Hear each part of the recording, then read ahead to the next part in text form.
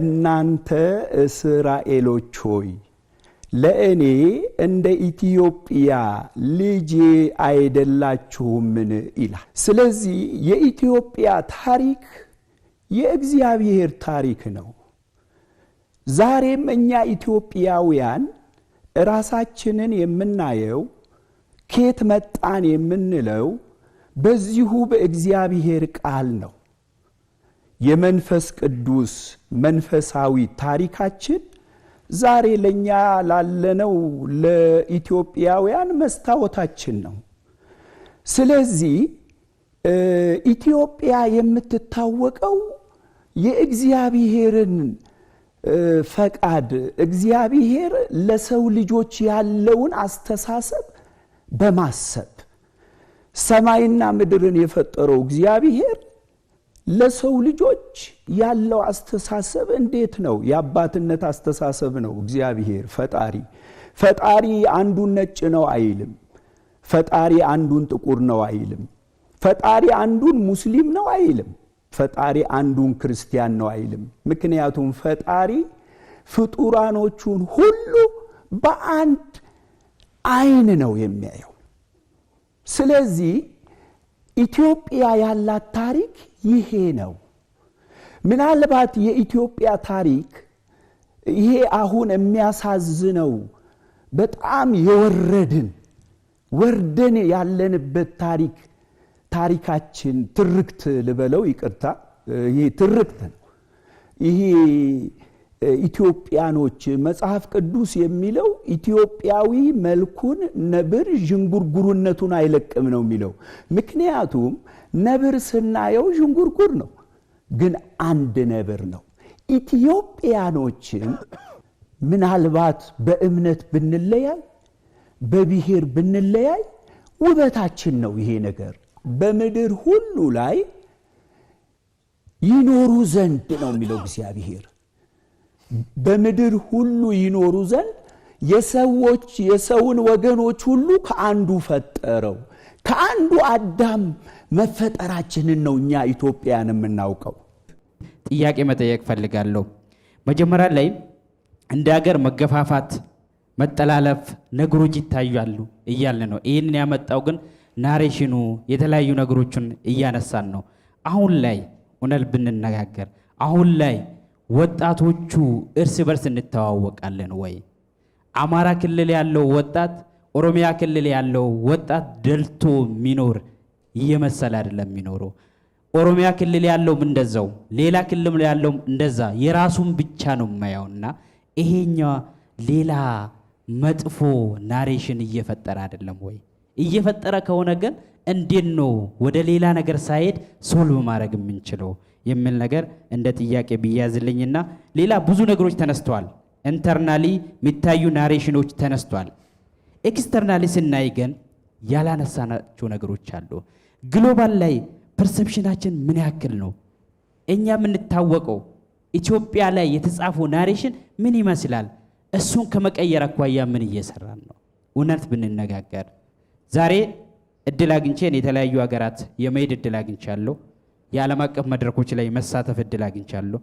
ራሽያ ከዩክሬን ጋር በገባችበት ጦርነት ላይ የሷ ላይ የተጻፈው ናሬሽን ነበር። ያንን ለመቀየር በአመት 20 ሺህ ወጣቶቹን ከዓለም ሰብስባ ወርልድ ዩዝ ፌስቲቫል በሚል ራሷን እያስተዋወቀች የራሷን ነገር እየቀየረች፣ ግብፅን ብንወስድ ወርልድ ዩዝ ፎረም፣ አስዋን ፎረም በሚል የተለያዩ መድረኮችን እያዘጋጁ ለኢትዮጵያ ታሪክ ትርክት እና ታሪክ እንግዲህ አብዛኛው የኢትዮጵያን ታሪክ ካየን የተጻፉት በተለያዩ በውጭ አካላት፣ በአረቦች፣ በአውሮፓውያን፣ በኢትዮጵያ ደረጃ ደግሞ በአብዛኛው ቀደም ሲል የተጻፉት በቤተ ክህነት ሰዎች ያኔ ደብተራዎች በሚባሉ እና የነገስታቱ ደግሞ ክሮኒክለርስ ነበሩና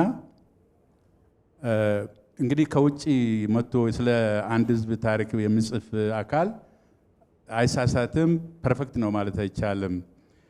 እና በነገስታትም ደግሞ የሚጻፈው የተዛባ ሊሆን አይችልም ብለን ማለት አንችልም። ሌላው ስለ ኢትዮጵያን በምንልበት ጊዜ አንሸንት ኢትዮጵያ ዜኖቢያንስ የምንላቸው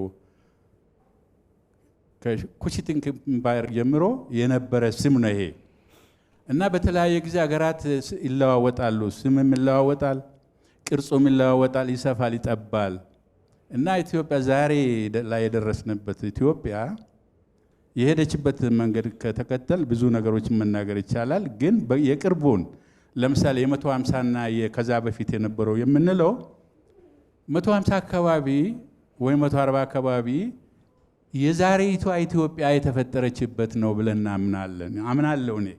ዘመናዊ ኢትዮጵያ ሞደርን ስቴት አሁን ያለች ኢትዮጵያ ባውንደሪዋ የተቀረጸው በ18ኛው ክፍለ ዘመን መጨረሻ አካባቢ በነበረው እዚህ አካባቢ ከአውሮፓውያን ጋር መምጣት ጋር ተያይዞ ድንበር ተለየ።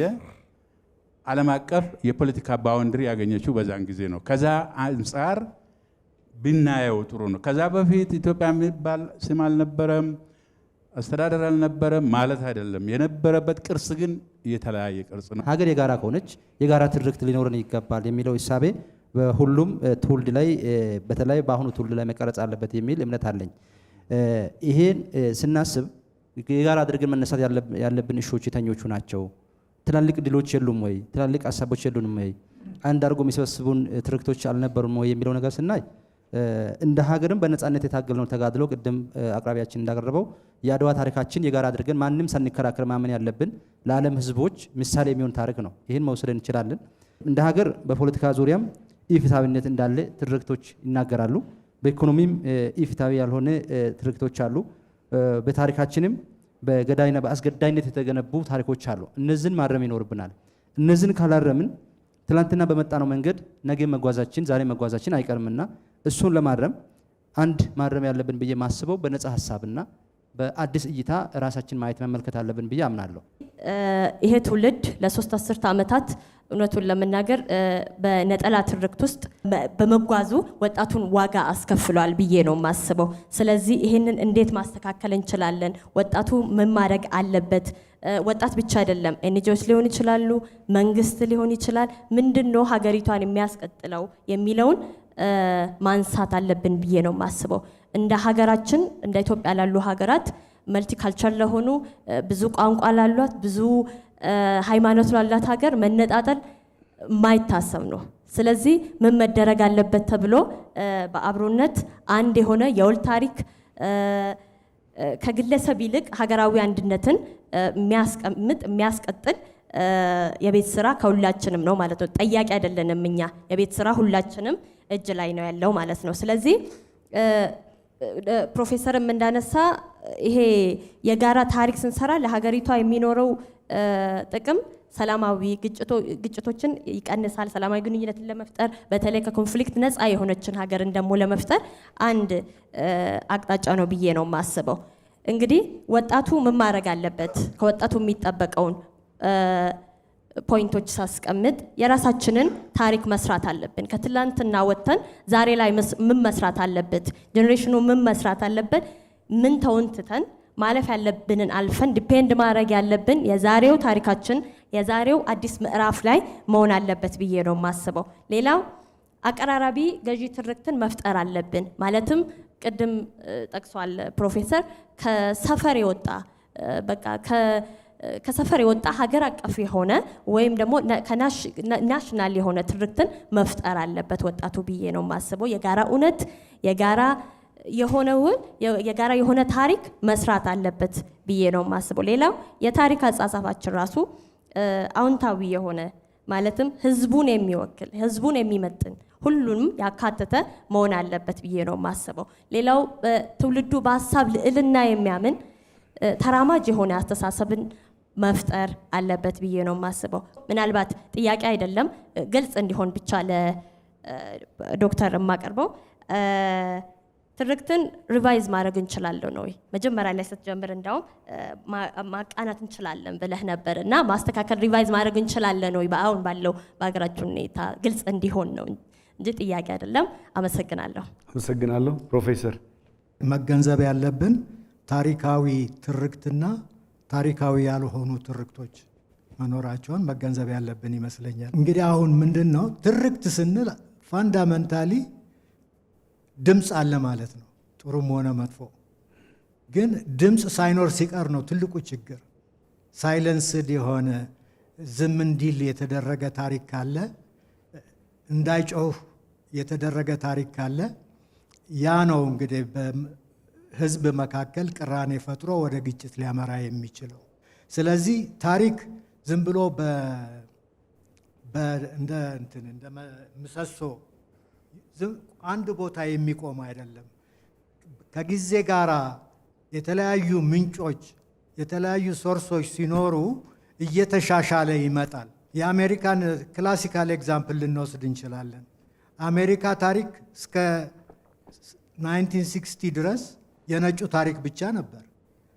ይሄ እንዴት ሊሆን ይችላል ብለው ጥቁሮች እንቅስቃሴ ጀምረው ባደረጉት እንቅስቃሴ ያ ታሪክ ዲሞክራታይዝድ እየሆነ የእነሱንም ታሪክ እየጨመረ መጣ ማለት ነው። የሀገራችን ትልቁ ተግባር ምንድን ነው? ያልጮሁ ድምፅ የሌላቸውን ታሪኮች ጎርጉረን አውጥተን መጻፍ ስንጀምር፣ ናሬቲቭ ስናዘጋጅ፣ ያን ጊዜ ዲሞክራቲክ የሆነ ሶሳይቲ ወደዛ ልንሄድ እንችላለን ማለት ነው። እና ይህንን ነው መገንዘብ ያለብን። ሌላው ደግሞ ምንድን ነው ትርክት ላይ በጣም ቱማች ኤምፋሲስ የተሰጠ መሰለኝ እኔ ሳስበው።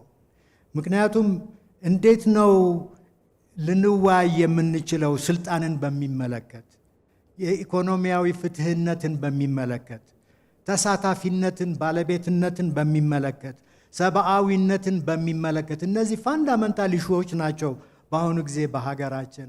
እና እነዚህን አይ ቲንክ ይሄ ትርክቱ የሸፈናቸው ወይም ደግሞ ኦቨርኦል እንደው እንደ ካፖርት ላያቸው ላይ የተንጣለለ መሰለኝና ይሄው ነው አስተያየቴ። አመሰግናለሁ። በጣም አመሰግናለሁ። እሺ፣ እዛ ጫፍ ላይ ኢቲቪ በሀገረ መንግስት ግንባታ ወቅት ሀገር ስታዝን የሚያዝን ሀገር በችግር ውስጥ በምትወድቅበት ሰዓት ላይ ቀድሞ የሚደርስ ህዝቡን የሚያሰባስብ ከፊት የሚያሰልፍ ትልቅ ለሀገሪቱ ትልቅ መሳሪያ ሆኖ እያገለገለ ያለ አሁንም እያገለገለ ያለ በመሆኑ አሁንም ያሉትን ታሪካዊና ትርክቶቻችን ለማስተካከል ትልቅ የማስተካከል ኃላፊነት ወስዶ ሊሰራ የሚችል ተቋም እንደሆነ አምናለሁ። በዚሁ በርቱበት ለማለት ነው የምፈልገው። ሌላው ምንድነው አይነኬ የሆኑ ነገሮችን ከዛ ከመድረኩ ያቀረባችኋቸው ነገሮች ላይ እንደው እኔ ይዤው ከመሄድ እናንተ ብትናገሩበትና አስተያየት ብትሰጡበት ደስ የሚለኝ ሀገራችን በአንድ ወቅት መስፋትም መጥበብም የደረሰባት ሀገር ነች። ኤርትራንና ጅቡቲን ጨምሮ ኢትዮጵያ በእኛው እናንተው ባላችሁበት እድሜ የነበሩ ሀገሮች ናቸው። ከሄዱ በኋላ ደግሞ አሁን ሀገሮች ናቸው። ያ ታሪክ የኛ ነው የነሱ ነው። እሱ ላይ እንደው ትንሽ እንደው ሀሳብ እንደው ብትሰጡበትና እኛም ብንማርበት ትውልድም እንዲያውቀው በዚህ በኩል አስተያየታችሁን እንትን ለማለት ፈልጌ ነው። ሌላው ታሪካዊ ጠላቶች ይቺ ሀገር አላት። ትላንት ነበራት፣ ዛሬም አለ፣ ነገም የሚቀር ጉዳይ አይደለም። ካለንበት ጂኦግራፊ አቀማመጥ የተነሳ በኢኮኖሚም በፖለቲካም በሃይማኖታዊም ጉዳዮችም እነዚህን ተጠቃለው ታሪካዊ ጠላቶቻችን ለኛ የሰጡን የቤት ስራ በታሪካችን ውስጥ በትርክቶቻችን ውስጥ ቦታ የላቸውም ወይ? ይሄስ በእናንተ በኩል እንዴት ይታያል? ምንስ ከዚህ እንማራለን? ምንስ አስተያየት አላችሁ? የሚለውን ሀሳብ ለመጠየቅ ነው። ጀነራል ሁለቱም ምሁራን እንዳሉት ትርክት ሀገርን ያድናል፣ ህዝብን ያድናል፣ ያጠፋል፣ ያለማል በሚል ነው። ይህንን ማጠናከሪያ የሚሆን እርግጠኛ ነው ይረዳል ብዬ የምገምተው በእውነቱ በሀገራችን ውስጥ ይሄ ይቀራል ብዬ ገምታለሁ። ይህን አሁን ጽንፈኛው የሚባለውንም ተቃዋሚዎቹንም የመንግስትን መመሪያ የማይቀበሉትም በማስተማር በመንገር የሰላም ዘመቻ በኢትዮጵያ መደረግ አለበት። አይ ቲንክ ይህንን በዚህ አይነት ተደርጎ መንግስትና በተለይ እናንተ የምትጫወቱትን ማውቃለሁ ኢትዮጵያ ውስጥ ከ40 ቲቪ በላይ ሬዲዮ ወደ 100 የሚጠጉ አሉ። ለአንድ ሰዓት ሁሉ ትምህርት ህዝብን ማስተማር ያስጠይቃል። ለምን ዝርዝር ውስጥ አልገባም። በሀገራችን ውስጥ ያለው ሁኔታ እጅግ በጣም የሚያሳዝን ነው እና ሁልጊዜ ጦርነት፣ ሁልጊዜ ግድያ ለምን እና እግረ መንገድ ደግሞ እያስተማርን የሚለውን ደግሞ በሀገሪቷ ህግ መሰረት እርምጃ መወሰድ አለበት። ቁጭት፣ ትልቅ ቁጭት አለ። ከዛሬ 50 ዓመት በፊት በ66 የመጣው ከዛ ፊት ርዝራዥ ነገሮች ነበሩ። 2016 ላይ 50 ዓመት ሞላው። ብልህ ከጎረቤቱ ይማራል። እኛ ግን ከራሳችን ከ50 ዓመት በፊት ከተፈጠረ ስህተት ሳንማር ወደ ባሰ ውድቀት እየሄድን ነው። ይህ ያሳዝናል። የማይለቀን በሽታ መቼ ነው ከራሳችን ተምረን ተሻሽለን በግል ንስሐ ገብተን በጋራ ተነጋግረን አሁን የተጀመረው ሀገራዊ ምክክርና ንግግር አለ። እነኛን 60 የቀድሞ ባለስልጣናት በህግ አግባብ መጠየቅ እንደጀመርን በዛው ብንጨርሰው ኖሮ አጉል ደም ውስጥ አንጨማለቅም ነበር። አመሰግናለሁ። አቅራቢዎቹን አመሰግናለሁ። በልጅነቴ አባቴ የነገረኝን አንድ ታሪክ የዛሬውን ውይይት ስላስታወሰኝ እንደው ባጭሩ ላንሳው ወደድኩኝ። አንድ ቤተሰብ ተቸገረና ከችግሩ ለመሻገር እንዲረዳው በሬ እንዲሸጥ ተወሰነ በቤተሰቡና 2 ልጆች። ሩቅ ነው፣ እንደ ዛሬ ገበያ ቅርብ አይደለም። የዕለት መንገድ ተጉዞ የሚካሄድበት ነው። በሬ ሊሸጡ ሄዱና ሽጠው መጡ አሉ። በኦሮምኛ ነው የነገረኝ። እና ሽጠው ሲመለሱ ቤተሰቡ ተሰብስቦ ዜና ይጠብቅ ስለነበረ ስንት ሸጣችሁ ብሎ ጠየቀ አባትየው። አንደኛው ልጅ ሸንተማን ጉርጉራ ያለ በ50 ብር ሸጥን አለ። አንደኛው ተቆጣና ለማ 50 ትላለ ስንት ነው ታዲያ አለው። ሸንተማ መለ አለ። በኦሮምኛ ጠበቅ አድርጎ 50 እንዴት ትላለ 50 ብር በል እንጂ ብሎ ነገረው። ምን ነገረኝ? በሬው መሸጡ ታሪክ ነው፣ የማይለወጥ ታሪክ ነው። ያ የበሬ ዋጋ የተነገረበት መንገድ ግን አንዱ ላላ አድርጎ ነገረው፣ አንደኛው ግን በጣም አግኖ ነገረው። ስለ ታሪክ ትውስታ ሲነገር ብዙ ጊዜ ሊቃውንት የሚጠቅሱት ጀርመናዊው ፈላስፋ ሄግል ሀገሮች የታሪክና የትርክት ኢቮሉሽን ውጤቶች ናቸው ይላል። ስለዚህ ማንኛውም ሀገር የትርክት ውጤት ነው። ኢትዮጵያ የተተረከችውን ነው የመሰለችው። ወደፊት እንድትሆን የምንፈልጋትን ኢትዮጵያ ምን ተረካት ኢትዮጵያ ነች የምትሆነው። ታሪክን ስናነሳ 2 መሰረታዊ ጉዳዮች ናቸው ትርክት ውስጥ የምንኖር ሰው። አንደኛ የጋራ ትውስታ ነው፣ ሁለተኛ የጋራ ተስፋ ነው። የጋራ ትውስታችንን በጋራ ስናበጀው የጎደለውን ነገር ስናበጀው የጋራ ይሆናል። የጥቂቶች የአንድ አካባቢ ትውስታ መሆኑ ቀርቶ የጋራችን ይሆናል። የጋራ ተስፋ ታሪክን ማረሚያው መንገድ ፖሊሲ ማስገደድ አይመስለኝም። የጋራ ተስፋ ነው፣ የጋራ ዓላማ ነው። እንደ ህዝብ ኢትዮጵያውያን መሄድ ወደምንፈልግበት መንገድ እሱን ነው ምን ትርክት የምናበጀው።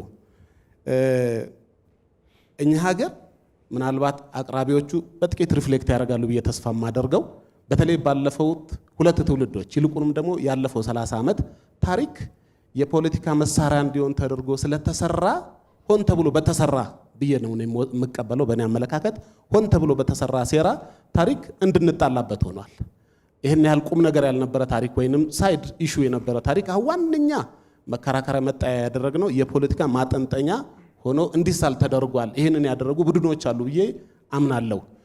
ስለዚህ ሆን ብሎ የተሰራን ታሪክ ሆን ብለን ማቃናት አለብን። ይህን ሆን ብለን የምናቃናው በጋራ ተደጋግሞ እንደተነሳው ሀገራዊ ምክክር የሚያቃናው መሳሪያ ይመስለኛል። ሁለተኛ ማነሳው በታሪክ ትልቁ ክስተት ይባላል። አንድን የታሪክ ክስተት በዛሬ እውቀት መዳኘት ነው ይባላል። ዛሬ ባለን ግንዛቤ እውቀት፣ ዛሬ ባለን ማህበራዊ ስሪት ወደ ኋላ ሄደን በአንድ ወቅት የነበሩ እንዲህ ማድረግ አልነበረባቸውም ብለን የምንከራከረው ይመስለኛል። አብረን ስህተት ውስጥ የገባ ነው። መደምደሚያዬ ታሪክ በእኔ እምነት እኔ የምጋራውና ባልደረቦቼ ጋር ስንወያይ ታሪክ ሁሉም በጎውም መጥፎም የጋራችን ነው ብለን መቀበል አለብን። እኛ ሀገር የምናየው ክሬም የሚመስሉ የታሪክ ከላይ እየወሰድን ለእኔ ለምለው ቡድንና ለእኔ ማህበረሰብ እየወሰድን መጥፎ የምንለውን ደግሞ ለአንድ ማህበረሰብ እየሰጠን አያሻግረንም። ስለዚህ መጥፎውም ጥሩም የጋራ ታሪካችን ነው፣ አንደኛው ነው። ሁለተኛ ታሪክ መማሪያችን ነው። ከዛ ያለፈ የፖለቲካ ማዋቀር አይሆነንም፣ መጣያና መዋደጃም አይሆነንም፣ መማሪያችን ነው። አመሰግናለሁ። ችግራችን ከምን ጊዜውም የባሰ ነው ወይ? ማንኛውም ትውልድ የራሱን ጊዜ በጣም ፈተና አድርጎ ቢያዩ የሚገርም አይደለም። እኔ በቅርብ ቀን ከአንድ ቦታ ቁጭ ብለን ስንወያይ እናንተ እኮ እንደው እድለኞች ናችሁ የሚለን ሰው አግኝቼ ነበር። እንግዲህ እንደ ሁኔታው ነው። ዋናው ነገር ታሪክም ሆነ ትርክት በቀረበልን የምናየው ሰፋች ጠበበች ይባል እንጂ ኢትዮጵያ እስካሁን ቆይታለች። ይሄ በራሱ በጣም ከፍተኛ 400 ዓመት ነው የምንበለው 150 መንተውና 400 እንኳን ነው ብንል ረጅም ጊዜ ነው። በብዙ አገሮች ውስጥ የማይታይ ታሪክ ነው። ለምን የተባለ እንደሆነ የሚዳረስና ይጠቅመኛል ብሎ የኖረበት ሁኔታዎች አለ የኢትዮጵያ ሕዝብ ማለት ነው። ማለትም መንግስትን አውቆ ተቀብሎ አንዳንዴ ሲያስፈልገው እምቢ የሚልበት ጊዜ ቢኖርም ተቀብሎ ኖሯል። አሁን እንግዲህ አሁን ያለንበት ከዛ የባሰ ነው ወይ? ያለ ጥርጥር ፈተናው ከባድ ነው። ግን ትልቁ ነገር አጥፊዎች ያሉትን ያህል የዚህ መድረክ መዘጋጀት እንደሚያሳዩም አልሚዎች ስላሉ የእነኛን አጠናክረን መሄድ መቻልና ኢትዮጵያ እስከዛሁን ድረስ ከትውልድ ትውልድ ተላልፋ እንደመጣች ሁሉ ማስተላለፍ እንድንችል ጥረት ማድረግና እንትን ማድረግ አለብንና ግን እንዳልኩት ታሪኩ የሚመሰክረው እንደምንችል ነው። አመሰግናለሁ። በጣም አመሰግናለሁ።